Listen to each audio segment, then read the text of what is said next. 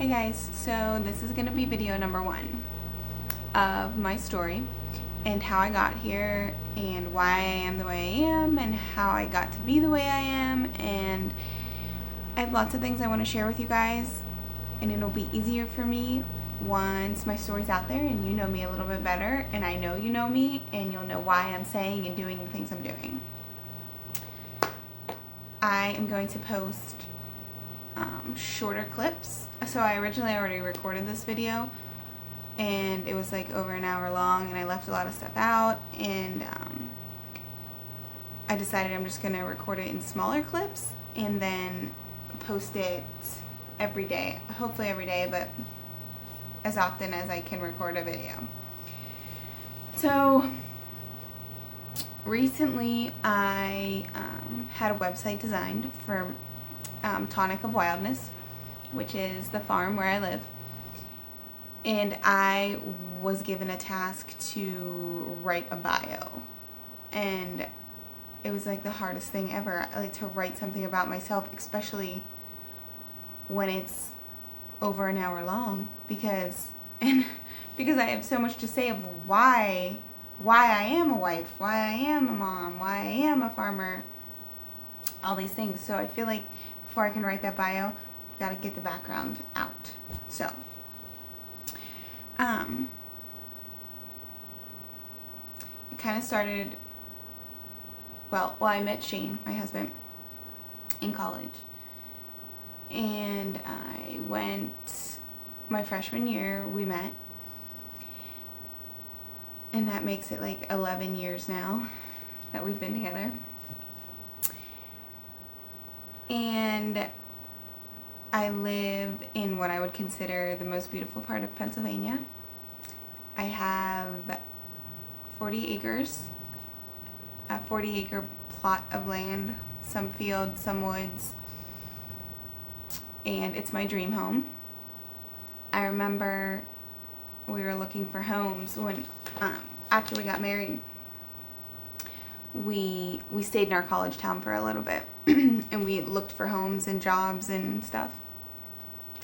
And I remember we were looking at homes, and as soon as we pulled on our road, it was a dirt road, and everything got really quiet, and we were just kind of looking around and driving, and then we pulled down the driveway and I just started crying, and I'm like, I have to live here. This is my dream home. I have to live here. So I did everything in my power to get that house, and I did, and I love it so much. I pretty much stay there as much as I can, and I could not leave for a very, very long time, and I actually do that often. It's the perfect place that I would want to raise children. I want to spend my time. I want to do all the things that I like to do. I have it's like a 1 or 2 acre pond. We swim. It's spring fed. It's amazing. So, my bio. I'm a wife. I'm a mom. I'm a farmer. I'm an herbalist. I'm a nutritionist.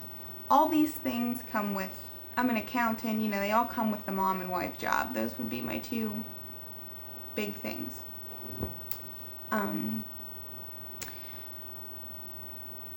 My story kind of starts with Nash. So Nash was born December 2014. I was, oh my, so I don't even know where to start. So when I got pregnant with Nash, right off the bat we had some health concerns, and I remember the first thing that we came across was he had bilateral club feet, so his feet were in and upside down. So there's no way to really tell in vitro how bad they are, so they would send us to specialists because I don't really know why. There's nothing you can do in vitro anyways. But first time parents, we didn't know. We just went along with it. So we went for like a 4D ultrasound.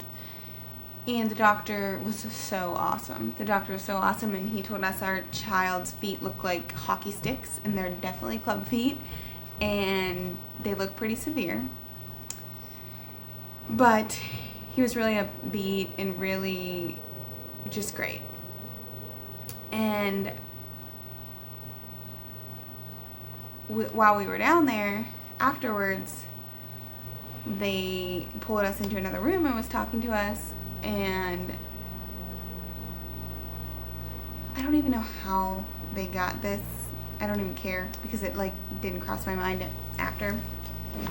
But they pulled us into a room for genetic testing, and they told us that our child, we didn't know if it was a boy or girl at the time, our child had severe club feet. He might never walk, and if he does walk, he'll need braces and a walker. And he had spina bifida, and he had Down syndrome. And they recommended, I think it was 22 weeks, and they recommended that we get an abortion so that we didn't put a child through that kind of lifestyle. My child is 4. He has completely healed through his club feet. He walks and runs and plays and has balance and all the things that other kids do. He doesn't have spina bifida. He never did. He doesn't have Down syndrome, and he never did. And either way, we weren't getting rid of the pregnancy. So they, at the time we just weren't really worried about it.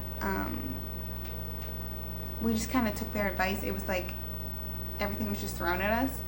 And we just kind of like shook our heads and said, yeah, okay, we're not going to abort the pregnancy. And then so they wanted to set us up with like support groups and other parents that go through the same thing. And we're just like, okay, that's great, but just not at this time. We're just not ready right now.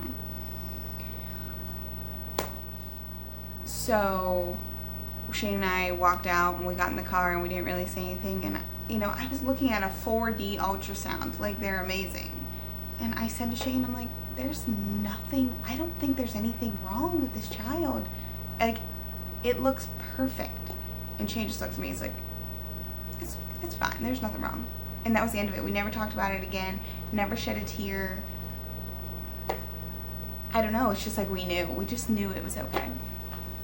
So that was like the first bump that we had. And then after that, I had hyperemesis really bad. So I was like throwing up, and Shane would come home and find me dehydrated, like on the floor.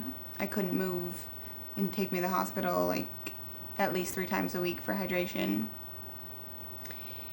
And then about a month before my due date, it was muzzleloader season, and Shane wanted me to put on a drive for him. So I did. I needed some fresh air. It was a nice winter day, and I thought I'm just gonna do a quick, it was so little. And he told me to walk up over the hill and I put a drive on. Well, I did that, and I got up there, and what I had to drive through, not drive, when I mean drive, I mean walk, was a huge, huge briar patch. And I'm 8 months pregnant. I had to crawl through the deer trails on my hands and knees to do it. And my stomach was dragging in the like muddy snow, and I got like the majority of the way through, and there was like a clear spot that I could stand up and like catch my breath. And I looked, and I'm like, there was still so much further to go. And I got back down on my hands and knees and made it the rest of the way out, and my water broke. And I called Shane, and I'm like, get up here right now. I gotta go to the hospital. My water broke. And he's like, are you sure? Yes, there's gallons of water coming out. I am so sure. So off to the hospital we went, and that was December 27th, and we had NASH. I am going to stop that right there because it's about 10 minutes. And then I will record the next video.